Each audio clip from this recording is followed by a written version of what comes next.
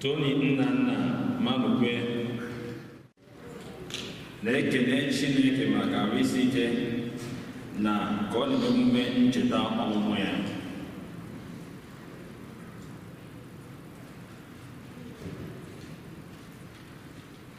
Chinyere Philomena Ọkpara na-ekele Chineke maka afọ nke gara aga, na-arịọkwa ya maka ngọzi ya na nchekwa ya na afọ nke 2025, isi ezinụlọ Fidelia Ọkpara. Emilia Ọnọrọ na-arịọ maka ezumike mkpụrụ obi Juliana Ụzọamaka Ọnọrọ. Ezinụlọ Ụfọndụ na Okorie na-arịọ maka ezumike mkpụrụ obi Rita Chi Ụtụtụ.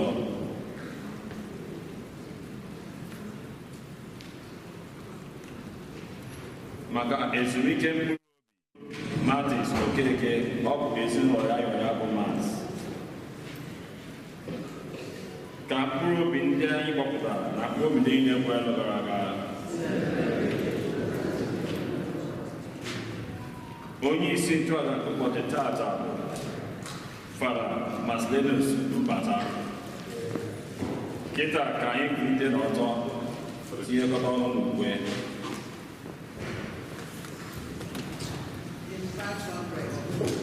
Number 500.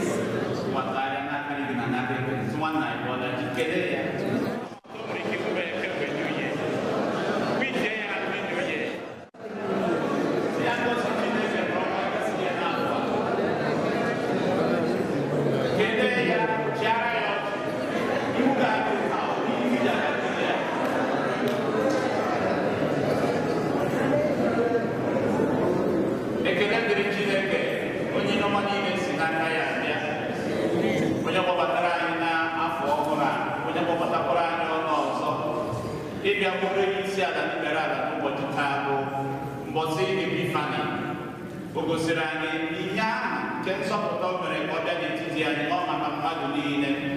Anyị na-arịọzi ya site na Jabisa ka o nyere anyị aka ka anyị hụkwa ihe ahụ na ndụ anyị n'afọ a, nabata ihe nzọpụta ya ma kwere ka ihe nzọpụta ahụ na-edu anyị, duru anyị n'ebe onye nwe anyị chọrọ ka anyị bịarute. Anyị bụ ndị njọ, anyị agaghị aga akwụkwọ mmehie. Ngwanụ ka anyị rịọ Chukwu maka mgbaghara n'ụzọ niile ka anyị siri mejọọ. Ekwupụta ngwa Chineke ji ike niile na ụlọ emepụta okwu site n'echiche na okwu na omume na site n'ịhapụ ezi omume o kwesịrị na m ga-eme site na mmehie nke kasị ukwuu ya ka m ji arịọ Maria dị ngọzi eji m ọgwụ na ndị ọma na ndị nsọ niile na ụmụnne ụlọ yọrọ usoro ụwa tupu anyị arịrịọ ka Chineke ji ike niile mere anyị ebere, gbaghara anyị njọ anyị ga, wee duru anyị na ndụ ebighị ebi.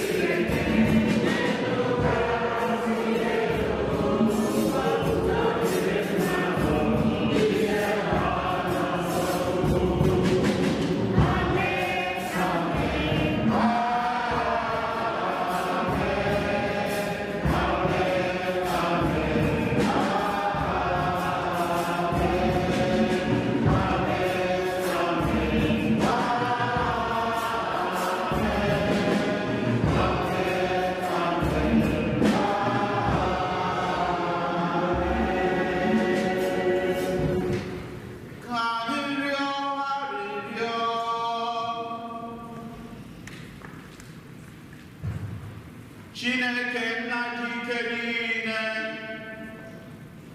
n'ụbọchị taa ka anyị jiri kpakpando duru ndị mba ọzọ bịa gosi ha so otu nwa gị bụ Jesu Kristi.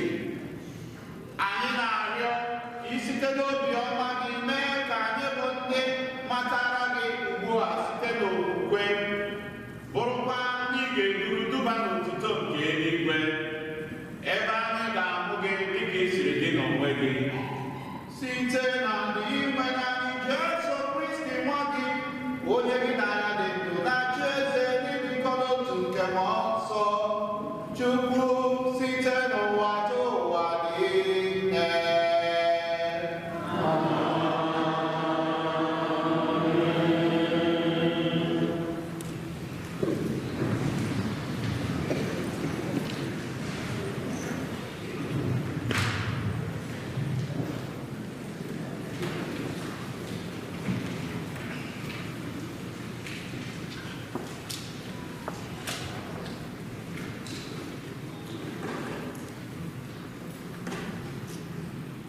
Ihe ọbụla ewetara n'akwụkwọ onye amụma Aịzaya, kulite chawapụta, maka na ihe gị abịala.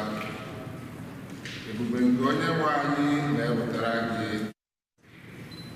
Ọ bụ ezie na itiri gbachiri ụwa niile,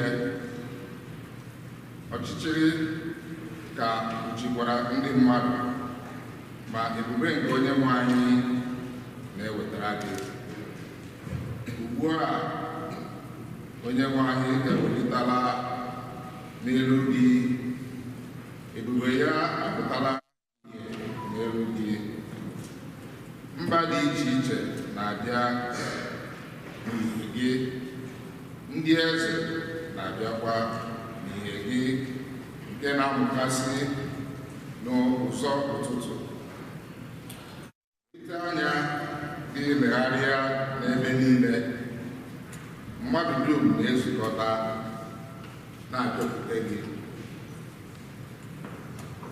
Ụmụ gị ndị nke nwoke si n'ebe dị anya abịa, ejikwa nwayọọ buru ụmụada gị n'aka na-abịa.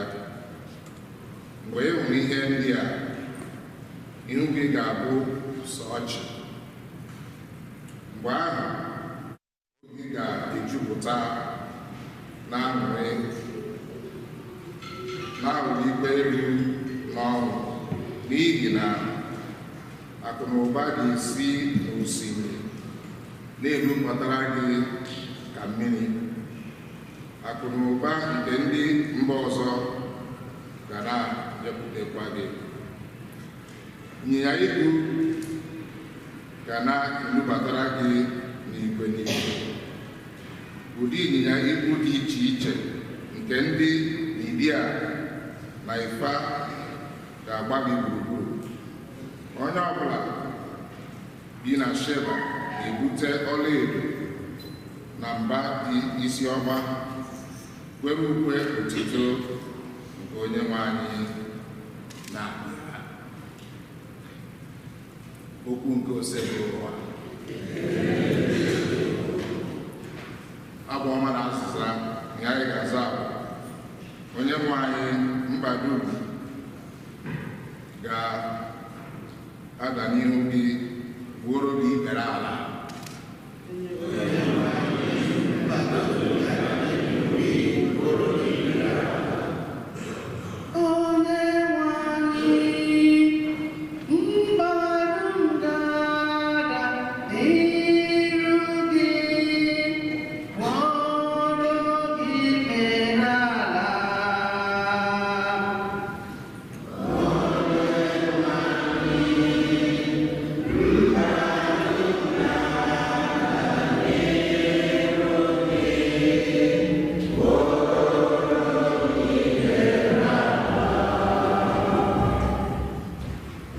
Chineke nwere ikpe nkwụmọtọ na eze, nyekwuo nwa eze ezi ọma gị. Ọ ga-eji ikpe nkwụmọtọ chekwaba ndị nke gị bịakwa kpeziere ndị a na-emegbu ikpe.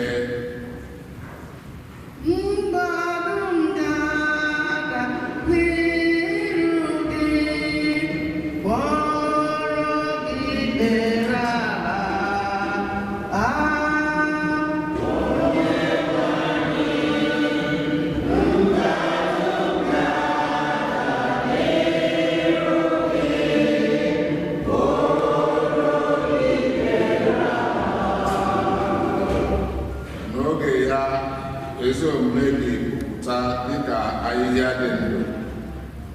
Udo ga-adịgide mgbe niile ruo mgbe ebighị ebi. Ọ ga-esite n'oké osimiri chịruo ọchịchị n'oké osimiri ọzọ, bịakwa site n'oké osimiri chịruo ọchịchị n'ebe ụwa kwụsịrị.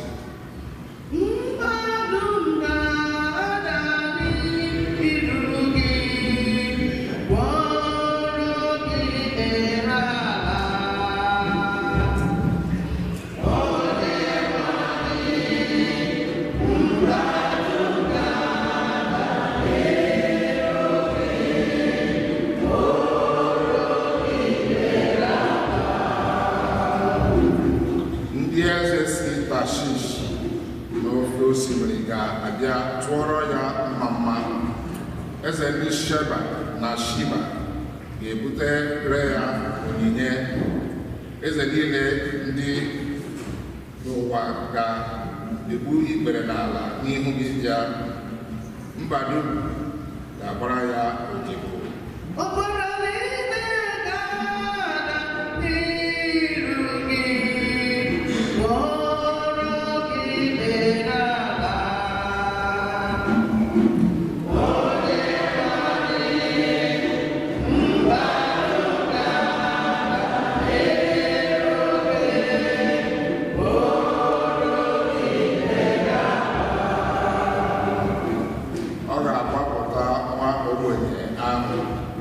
N'etupu ya, ọ ga-agbapụtakwa onye ahụ a na-emegbu, onye na-enweghị onye enyemaka. Ọ ga-emere ndị nọ na mkpa na ụmụ ogbenye ebere. Ọ ga-azọpụtakwa ndụ ụmụ ogbenye. Ụwa niile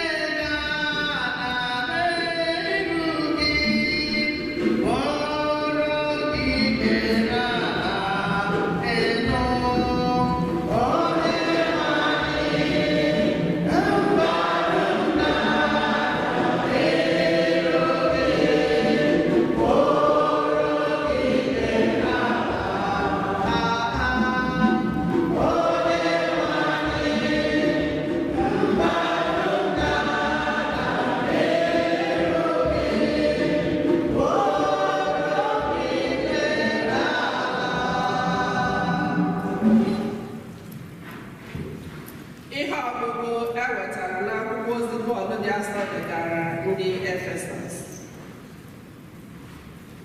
O were m anya na unu anụla na Chineke site n'amara ya enyela m ọrụ ilekọta ezinụlọ ya maka ọdịmma unu.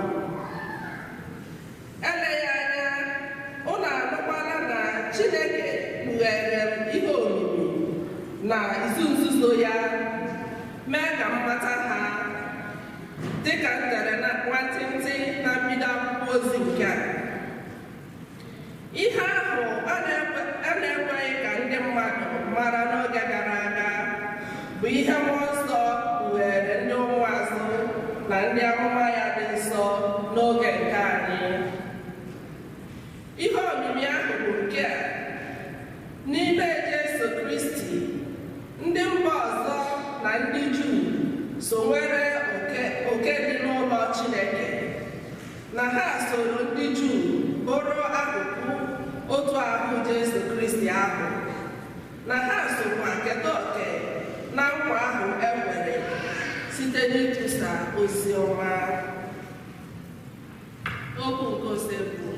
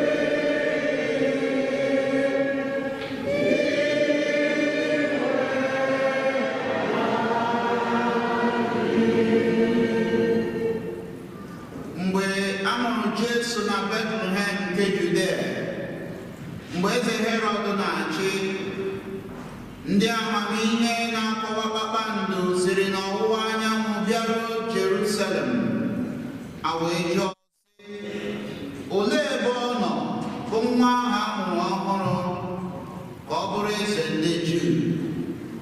Anyị hụrụ kpakpando ya n'ọwụwa anyanwụ wee bịa ịkpọrọ ya isi ala. Ma mgbe eze Herọd nụrụ ihe a, obi lọrọ ya na ndị bi na Jerusalem mmiri.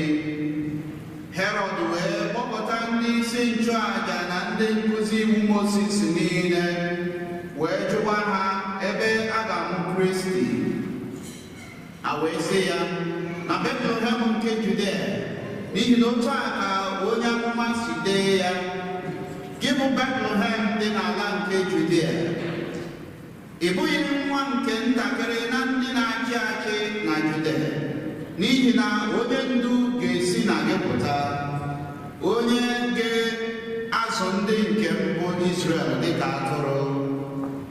Emesịa, Herọd kpọrọ ndị ọkachamara ahụ na nzuzo wee jụta ha nke ọma banyere oge kpakpando ahụ pụtara ihe. O wee ziga ha Betlehem, gwakwa ha sị, jeenụ chọpụtanụ ya, siterenụ m ozi ka m bịa hụ sekpụrụ ya. Mgbe ha nụsịrị ihe eze kwuru, ha niile ha bilie gawa.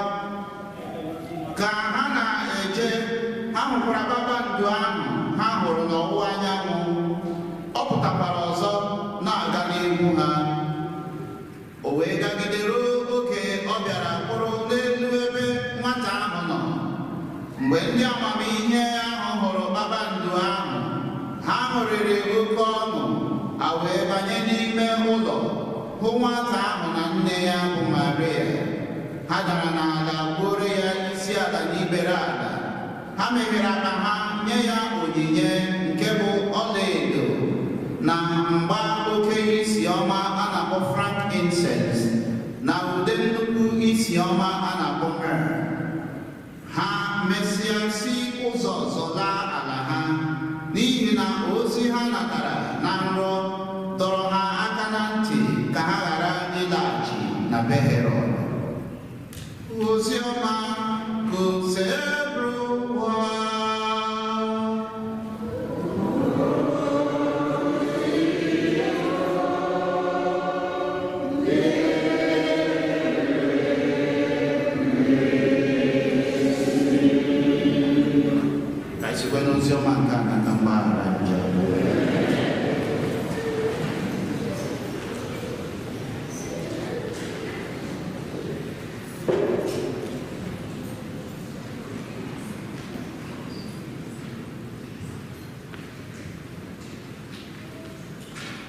Happy New Year. Obi ọmọ rẹ kẹsẹ ìbàdàn New Year. Èdè sọ. Ọwụrụ na ịma n'obi ọma dị gị, bụrụ n'ụkwụ gị abụọ. Ọwụrụ na ịma obi ọma dị gị n'ịbàdàn New Year. Ọwụrụ na ukwu ara ego mmanụ dị ala biko. Mana ọwụrụ na ịma n'obi ọma dị gị na ịbàdara afọ ọhụrụ ahụ. Adịkwa m shọsị mụrụ onye obi ọma na-aga n'ihu, mana ọ nọkwuru ike. Ama m na Chineke mere n'ihe ọma, kelee ya, si n'ala ala obi gị kelee ya. From 2024 to 2025, iso na ndị dara date, kelee Chineke maka afọ ọma ya. New Year, new blessings, kelee ya maka nke o mere eme. Kelee ya, gị na-ekele ya, gị na-arịọ ya sị onye nwe m, the Egyptians I saw in 2024, I will not see them in 2025. Kelee ya maka nke o mere eme. To cross over is not easy. Anyị anya mmadụ na-ahụ ya, mana n'ime mmụọ ihe dị egwu mere. Kelee ya maka nke o mere eme, ekele onye akịdị ọgbọtọ ọzọ. Maka na ọtụtụ mgbe ihe anyị na-adị abịa n'ihu Chineke wee rịa arịọ, anyị chefuo ikele ya maka nke o mere eme. Onye ọma anyị ga-eji obi anyị niile were ekele gị. Aha gị bụ dike dike, dike ka dike bụ aha gị, agbara ka agbara, mmụọ ka mmụọ,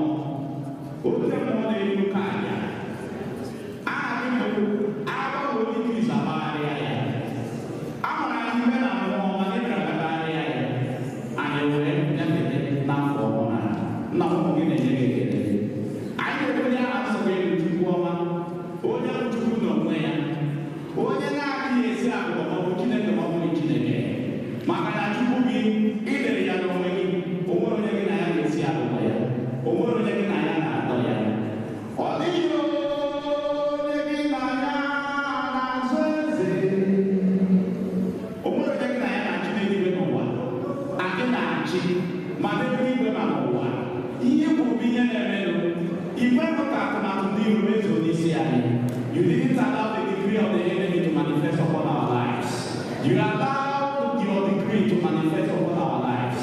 And that is why we are grateful.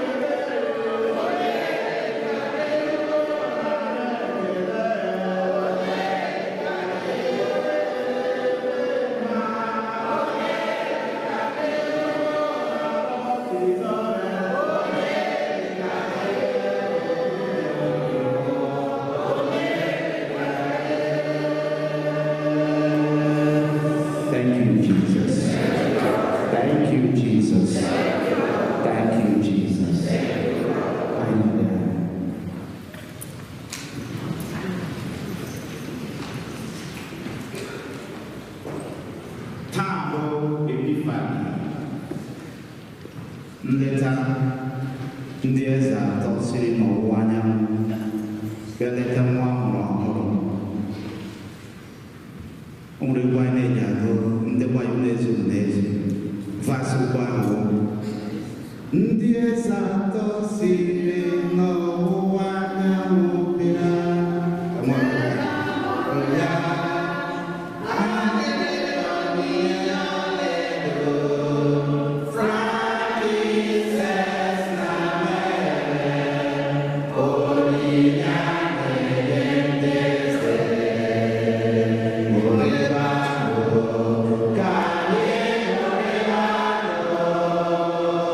Glory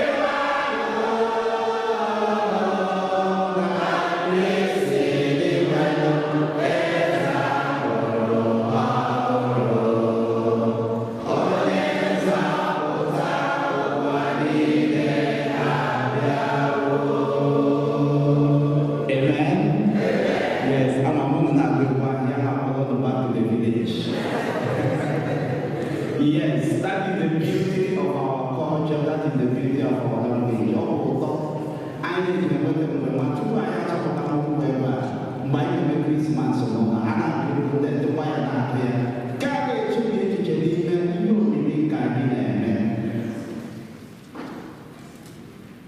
Olee ihe anyị ga-esi na mmemme taa mụta? The Magi and our journey of faith with isiokwu na ndị Chineke chọrọ ịkpọ anyị taa.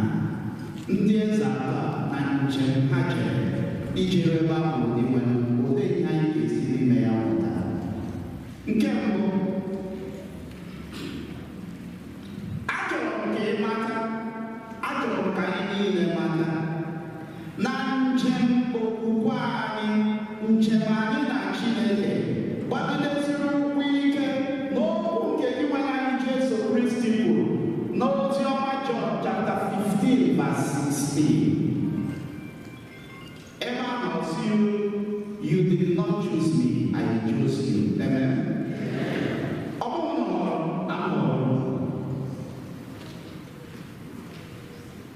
you did not choose me, I chose you.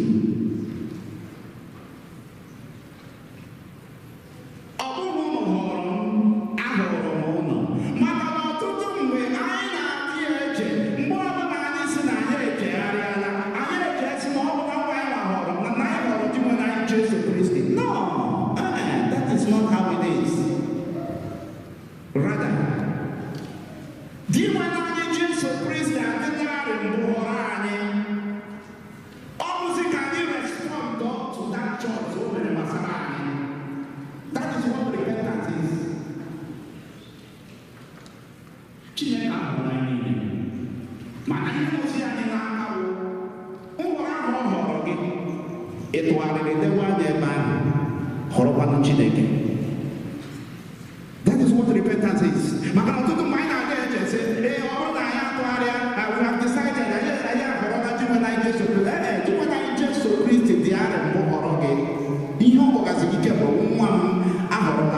We have decided so more than I repent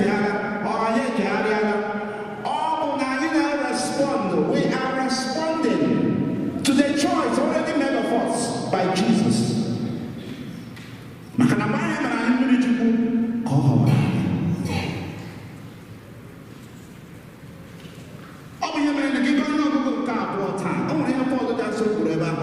That the steward of grace has been given to me and has been given to us. Given.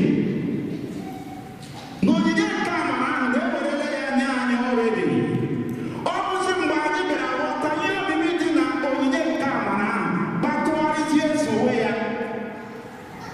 Then the journey starts. Jamaica Chineke bidozie ọ bụrụ na ile anya ihe ndị eze atọ kwuru taa ha sị we saw his star at its rising. Amen.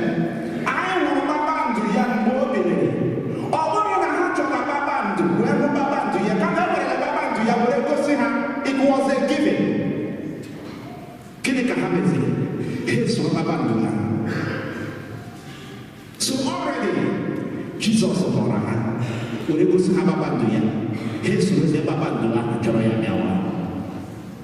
That is the first point I'm trying to na Chineke na njem anyị na Chineke. Anya bụrụ ụzọ họrọ anyị. You did not choose me, I chose you. Ọ bụ mbidosu arịna mma anyị na Chineke.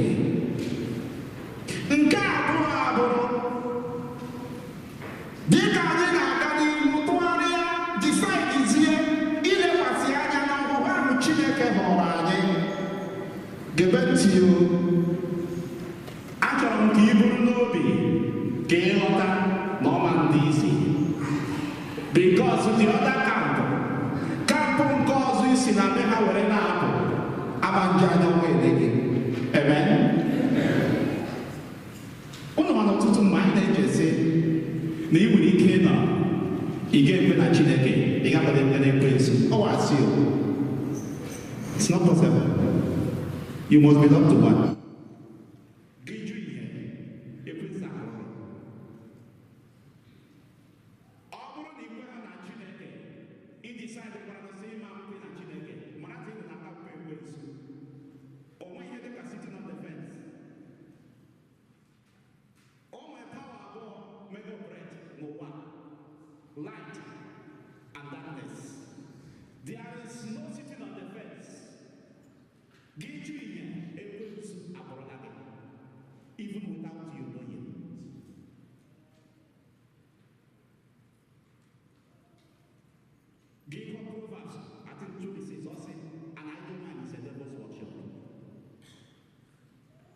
So when you think na etiti ihe no chichere giju ihe ekwensu aborolage.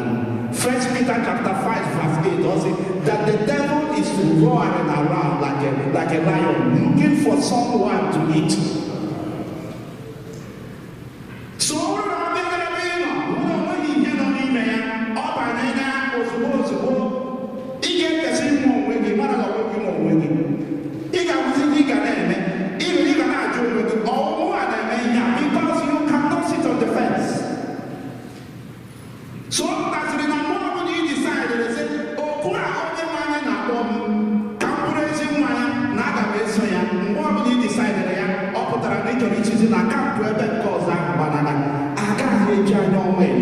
and that is why in Paul Sirach chapter 2 verse 1 also one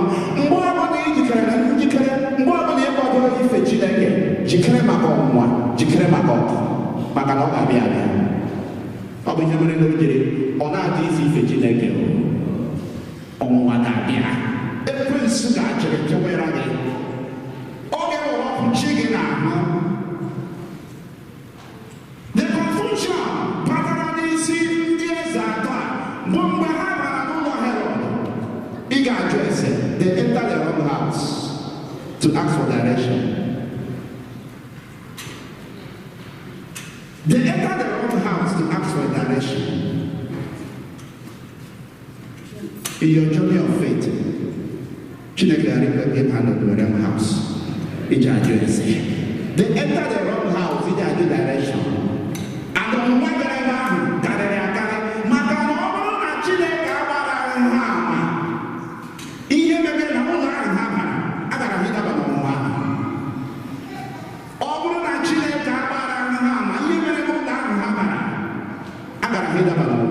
they enter the wrong house to ask for direction. We may enter into the wrong house to ask for direction. And if we enter into the wrong house to ask for direction, problem may happen.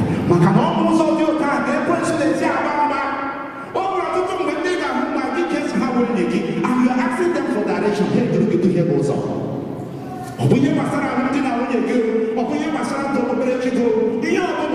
You may enter into the wrong house. You may enter into the wrong hand.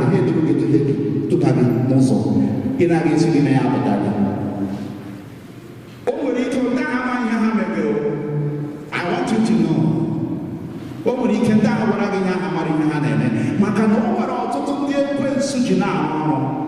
In the spiritual world,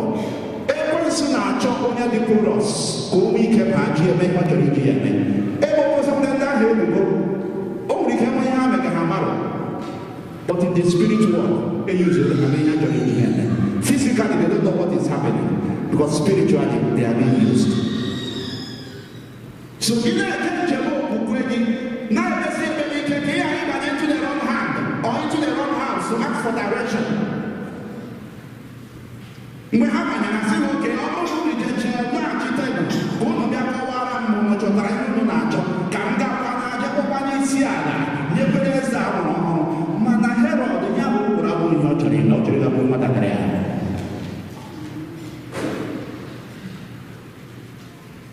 So we can also enter into the wrong house.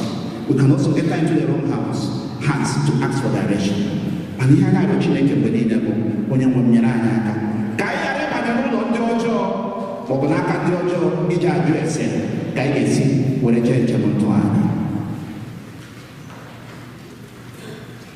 Again, Nkato, Ono Nanya, Ototumwe, I decide the Ajitwan and the Chinekeno, with Chineto, Fenime Mona, I did not buy the Calica. On the Adigido time, it is not always rosy.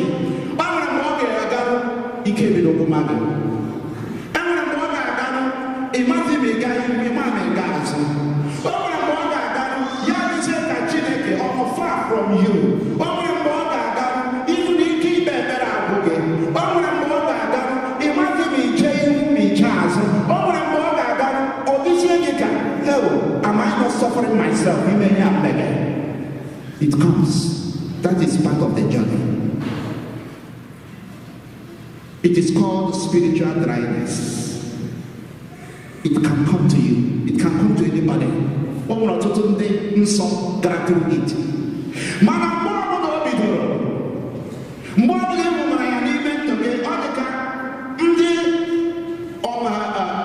these three kings who we are doing at that point, they start disappearing. That was why they had to go into the house of Herod to ask for direction. At the point they start disappearing. That was a moment of confusion. It can happen to you. It is called spiritual dryness. When you read all the John of the Cross, over the dark night of the soul. The dark night of the soul.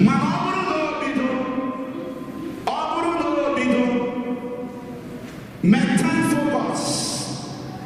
Everybody cannot worship God blindly. Just continue worshiping Him blindly. Just continue worshiping Him.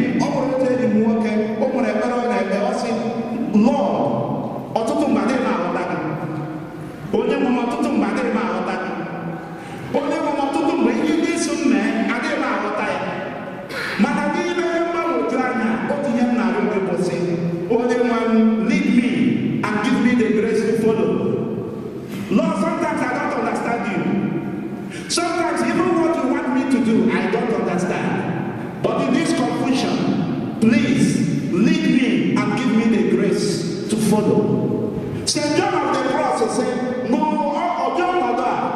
One of those who came there, so Chineke, all the person went here.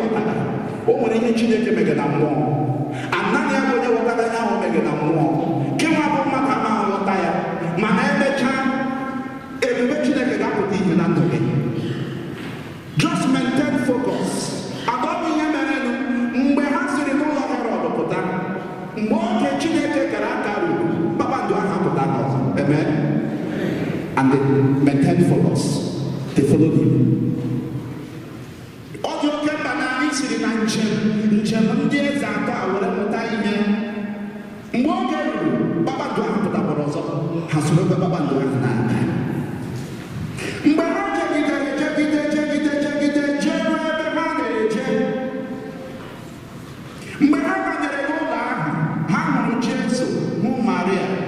the first thing happened, I was so young, Nahamuri Perana, Boysia, and worshipped. Otutumbe, I checked Jemai, or the Kanye, behind our little, I have made it. Who are you? Look at what they did. Hebrews of faith, Chineke, Makanamana, not by power, not by might, but by your spirit, says the Lord. Nobody can change a man. Over my Chineke and I can change it. Over hey, I have made it. Not to us, Lord, not to us, but to your name be the glory. Kelekwe Chineke preacher. Kelekwe Chineke may no man. Kelekwe Chineke more than a can, even another Chineke of Pasalagi. Can you surround the Zabara Jesus of Time? Here, the first thing happened, people are easier to fail of faith. I'm a Mahapo, I want to hear you say, hey, we have made it. Manaka, Nahaba Chineke is here. Nkibaz, Hemebaba, Wapotonia, or a charge. Gabanti, Autotumbe, I know say, I can't catch. No, listen to me. I can't also. Sacrifice is spiritual and not physical. No matter how many you try, sacrifice is spiritual and not physical. Ode jinanya get mad over there. Oh, I know that I'm more. Oto no so di try. Mana ko no ba ja ke na chu. Ye onya bi de liwe. Nyonya ke di nyonya mara kanya di otam. Do not skip your sacrifice. I don't mean what this is the choya. I don't mean my need the choya. That one was not going to again. But do not skip sacrifice. How many people where put that gold? Where put that frankincense? Where put that man? Where a charge? Makaju siri n'ọwụwa anyanwụ tụgide ha kpọọ maọbụ tụge ha tụride ha n'ebe ahụ nke ha chọrọ ịbịa. Ọtụtụ mgbe Chukwu mechara anyị ahapụghị aga anyị ga-achụ maka mmemme ụzọ riri na-aga riri na-aṅụ. Do not skip your sacrifice. If you skip it, o nwekwara ike, I'm not saying absolutely, maka na Chineke nwe ihe niile, o nwekwara ike ị na-emechiri onwe gị ụzọ na mmụọ. Chụọ aja hapụga, o nwere ihe ndị Igbo na-ata sị chụọ aja hapụgara gịnị ikpe ndị mmụọ. A na-achụ aja ikpe na-ama ndị mmụọ. A na-achụ aja ikpe na-ama ndị mmụọ.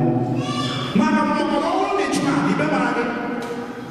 Mana ọ bụrụ na ịchụ na ndị mmụọ aja, ị hapụziri ime ihe ị kwesịrị ime, ha na-emezighị ihe ha kwesịrị ime na-ama ha.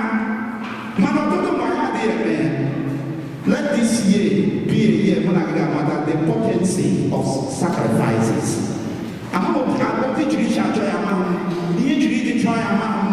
But do not skip sacrifices. Ka Chineke n'aka ndị eze atọ wee mụta ihe. Ka Chineke oge kpọrọ anyị oku nyere anyị aka. Amaghị steji ịnọ your own journey of faith. O nwere ike ịka nwere star ahụ. O nwere ike ịka nọ n'ụzọ ịbara n'ụlọ Herod, the wrong house or the wrong hand. O nwere ike ebe ị nọ ugbu a confusion. O nwere ike ebe ị nọ ugbu a you don't even know mega that's the dark night of the soul. O nwere ike ijere ebe Chineke chọrọ ka ijere. O nwere ike ịnọzi na ụzọ ịchụ aja. Nke ọbụla ọsọ gị nọrọ. Otu ihe m chọrọ ịgwa gị bụ na-agbakwado onwe m bụ steeti ọbụla ị nọ. Gbaa mbọ were ntị gị oghe. Maka na ọ bụrụ na ndị eze atọ ewere ntị gị oghe, agaghị ama ihe Chineke gwara ha sị do not go back to Herod. Agara ha ịlaghachi azụ. Jesu ha mebere eze ihe ọma. And they would have gone back to Herod. Jekwa Herod ihe ha gatara. And ọ bụrụ na ha mere ya, ihe niile ha gara awụọla n'efu. Maka na akwụkwọ nsọ si anyị 1 Corinthians chapter 10 verse 12. If you think you are standing, ọ bụrụ na ị chere si iguzorola, lezie anya. Otherwise, ị nwere ike ịda na flat. Let us be vigilant and listen. Maka na okwu ọbụla anyị nọ na njem a, Chineke bụ okwu ọ na-agwa anyị. Okwu ahụ bụ ihe ga-enyere anyị aka ka anyị ruo ebe anyị na-aga. Dịka anyị mara afọ ọhụrụ a, n'agbanyeghị steeti ọbụla ị nọ, kwụba aka gị ọtọ, too obi gị ọcha, gheme ntị gị oghe, maka na Chineke na-enye anyị direction anyị ga-agara ebe anyị na-eje. Ọ bụrụ na anyị lọta ya, anyị ga-enwe ike jere ebe ahụ. Ka Chukwu gọzie anyị niile na okwu ọ kpọrọ anyị, ka anyị nọ na njem ịbịa ahụ ya n'ebe ọ nọ, ka o duru anyị ma duru anyị ebe ahụ site n'aha Jesu Kristi onye nwe anyị.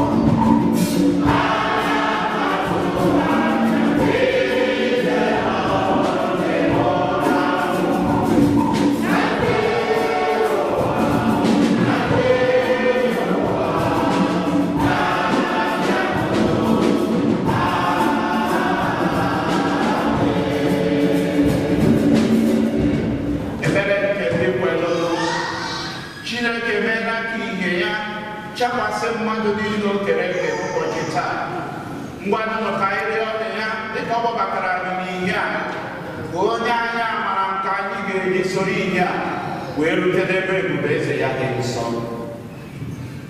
Zitere anyị amara tụkwasị ya ngọzi Chineke biko na zitere ụmụ ka amara.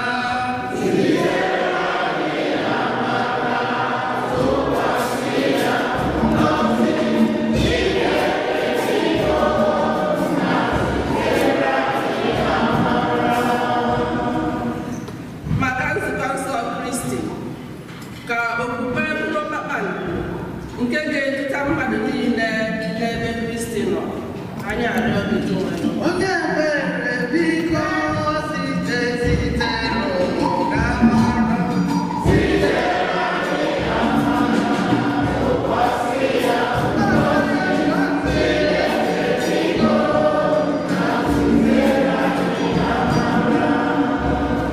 maka ndị astrọlọpasi, ndị na-enyocha mbara igwe na ndị niile na-agụ akwụkwọ gbasara ihe ekere eke n'ụwa, ka ọrụ ha na-ewedebe ha nso n'onye ahụ kere ihe niile. Anyị arịọ Onye amara biko eze zitere ụmụ ka amara.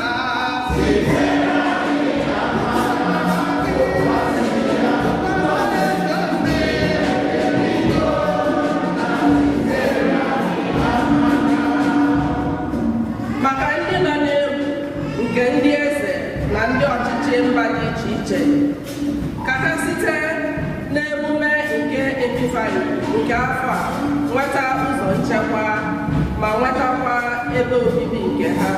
Anyị arịọ gị Onye ebere biko na zitere ụmụ ka amara.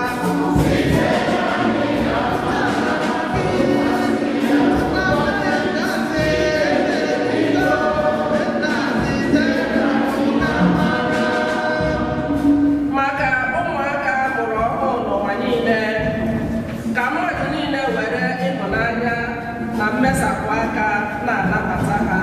Anyị arịọ gị nwere Mere onye ebere na zitere ụmụ ka amara.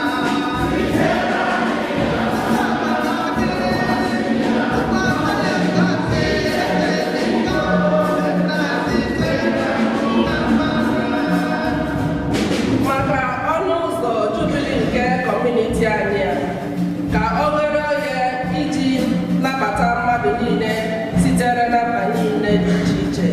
Anyị arịọ gị nwere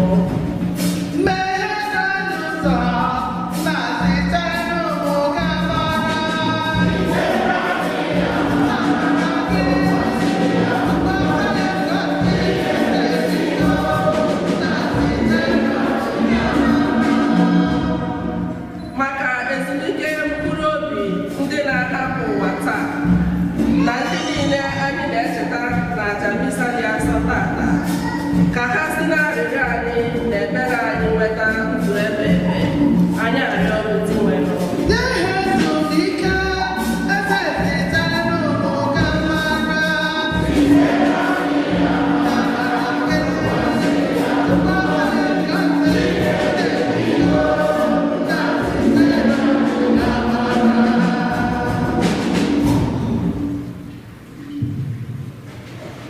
ka anyị werezie mkpa ndị ọzọ dị n'ime obi anyị were jee n'ihu Chineke ugbu a.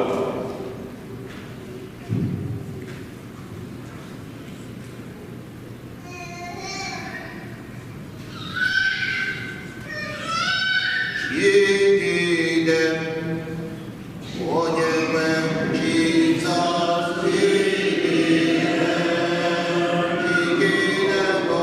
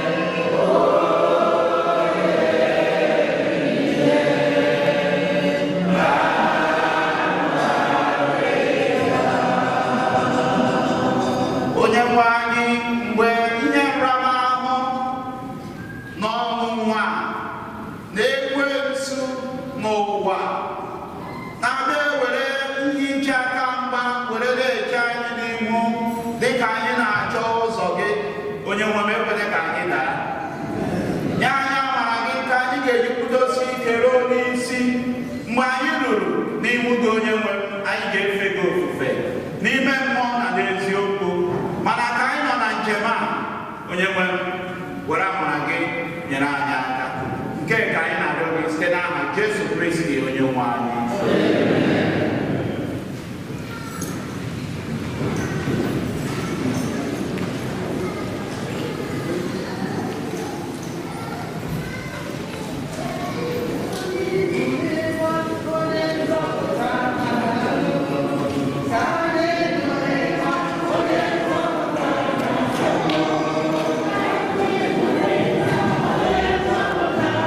Yeah.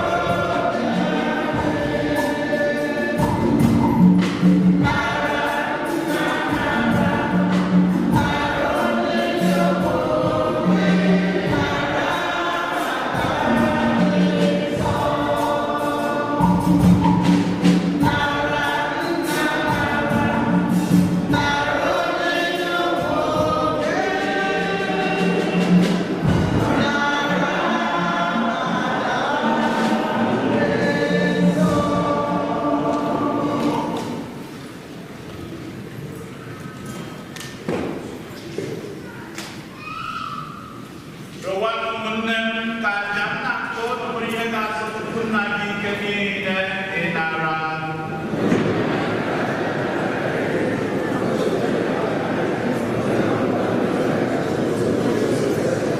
Dị nwere anyị na-arịọ gị, biko were obiọma gị lekwasị anya n'onyinye nke ụka gị na-ebutere gị. Ọ bụghị nwa ọlaedo, mgba oke isi ọma na ude nnukwu isi ọma ka anyị na-ebunye gị, kama ọ bụ Jesu Kristi, onye ihe ndị a nọchiri anya ya. Ọ bụ ya n'ezie ka anyị na-ekwupụta, na-ebunyere gị, na-ebikwa, onye bụ di mmanụ ebighị ebi ebighị ebi. Onye nwe anyị nọnyere unu.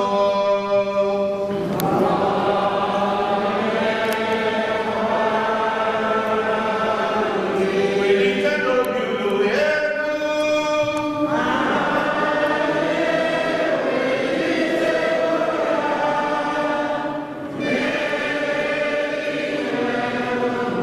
Ka anyị menụ dị mmanụ Chukwu anyị ekele.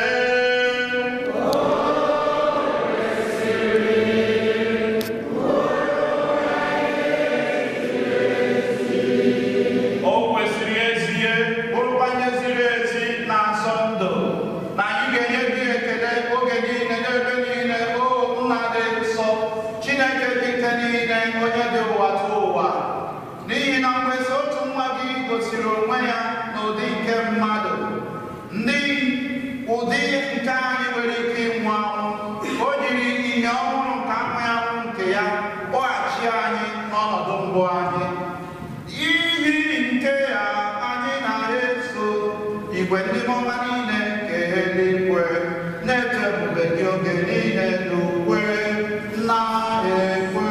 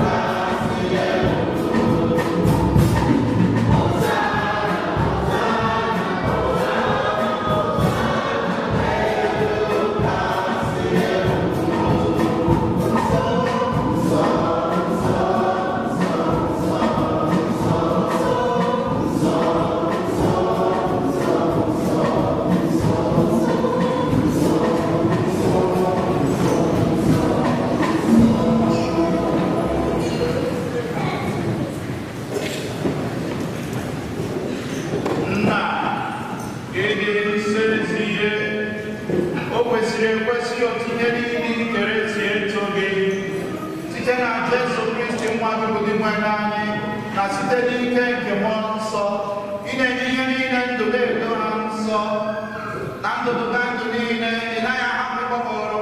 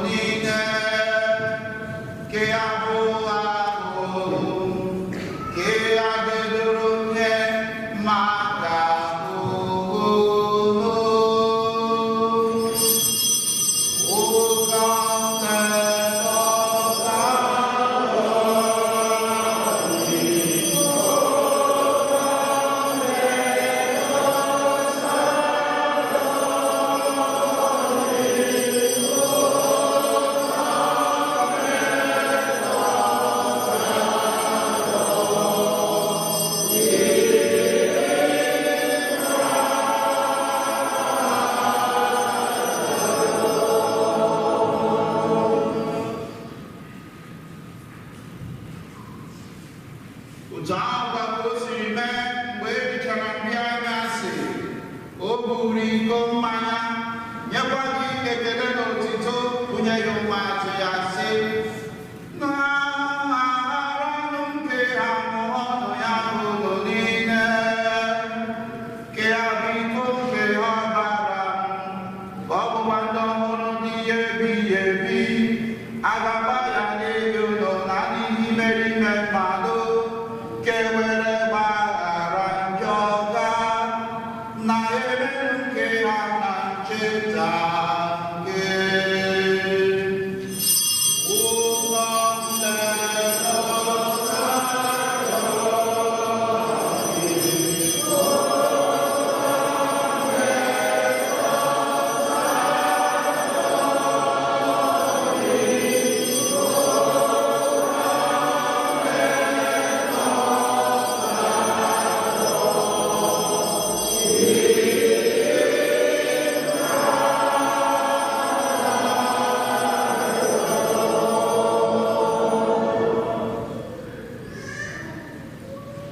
anyị kpọpụta n'ihe omimi nke okpukpe anyị na-ebu ụwa.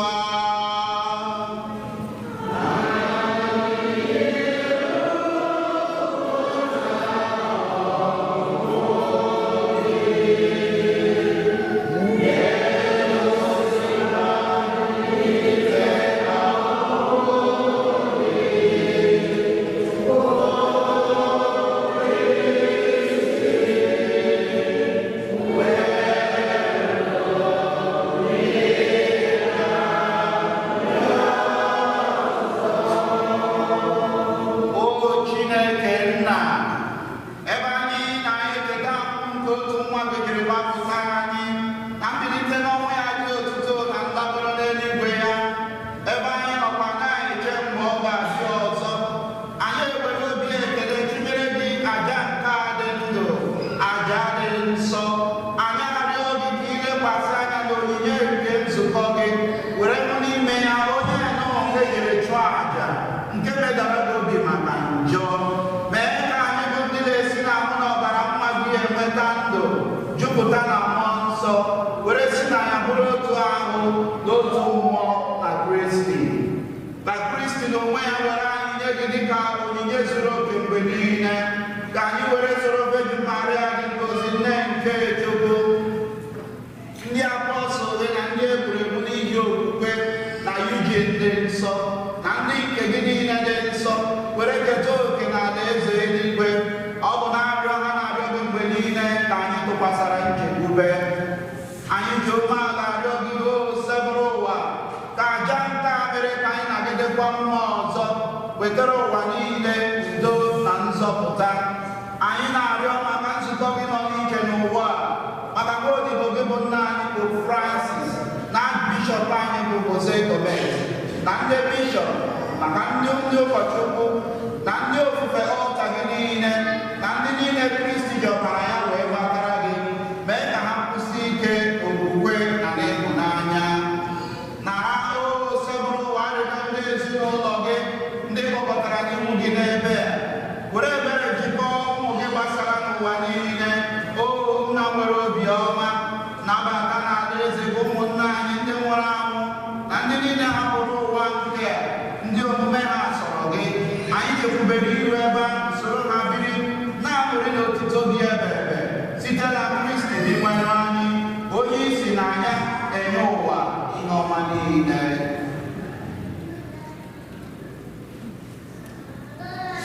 Ihe niile kere eke na-eso ya bụ Kristi, na-esikwa n'ime ya na n'aka ya, na anyị dịkwa n'otu nke mmụọ nsọ, na-enye gị bụ Chukwu nna ji ike niile, nsọpụrụ na ọdịdọ niile, site n'ụwa atọ ụwa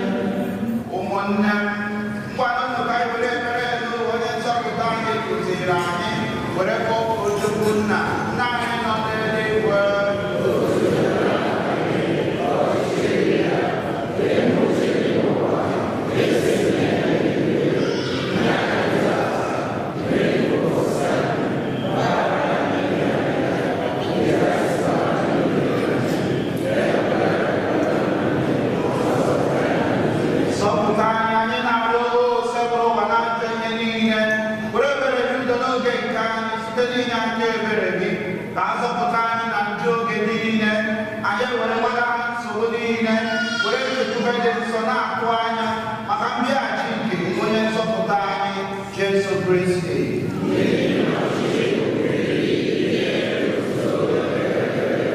Onye nwe anyị Jesu Kristi gwara ndị apọstụl gị, udo ka m na-ahapụrụ udo nke m ka m na-enye unu, elekwala anya na njọ anyị gaa, kama na okwukwe nke nzukọ gị.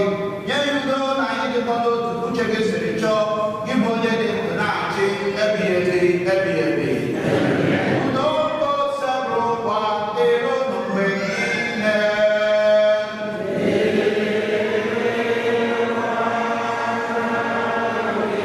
Nyerịtanụ ibe unu ekele n'udo.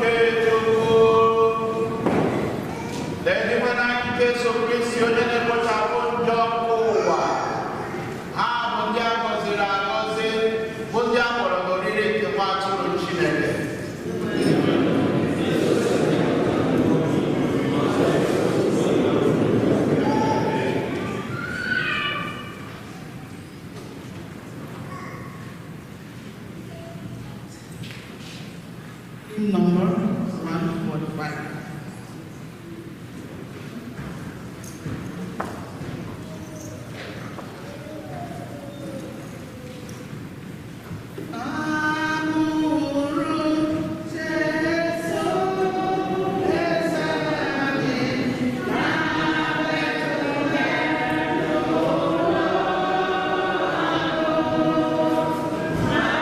Maria,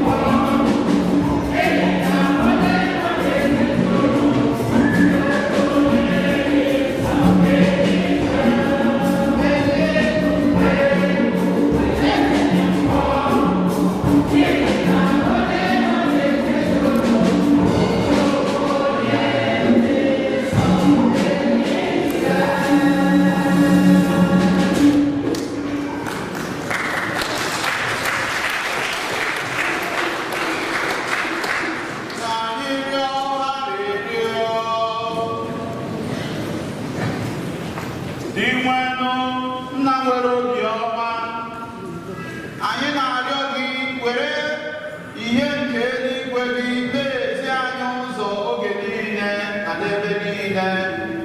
Biko mee ka anyị were obi dị ọcha na ịhụnanya kwesịrị ekwesị na-anata ihe obibi nke a ọ sọrọ gị ikenye anyị oke n'ime ya site na Kristi dị nwenụ anyị.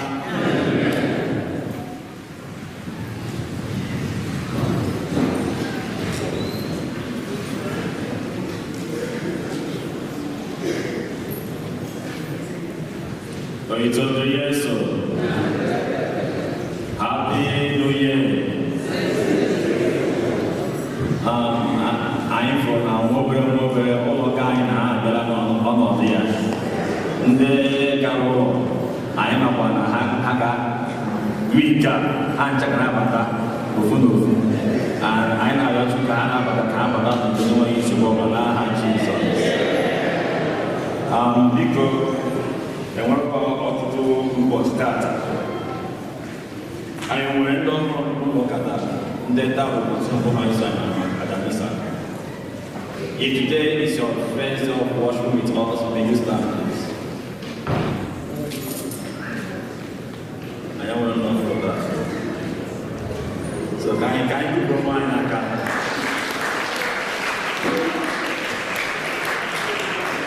So anyị na-ekelezi ndị Chineke ji wee chọrọ anyị Adamisa n'ụbọchị taa. Nke mbụ bụ our brother Chukwuma, anyị gụpụrụ ya aka. Then onye isi ụkọchukwu, onye isi nchụaja, onye nke bụ Fada Masịrịnos Mbata, anyị gụpụrụ ya aka. Itoto Yesu.